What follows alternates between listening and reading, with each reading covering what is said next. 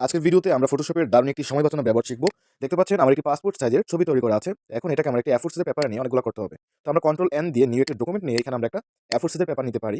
A4 নিলাম, তারপর okay click করে দিলাম। ক্লিক করার পর এখন আমরা যেটা করব, মুভ টুলের মাধ্যমে আমার যে ছবিটা তৈরি করা আছে সেটা A4 সাইজ পেপারে নিয়ে আসবো। তো আমি A4 সাইজ পেপারে ছবিটাকে নিয়ে আসলাম।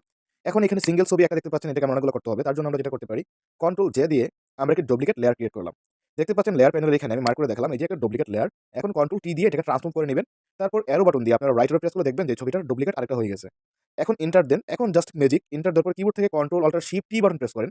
দেখেন অটোমেটিক ছবি হচ্ছে। এখন এই ছবিগুলোকে আবার নিতে চাচ্ছেন ৪ টা করে।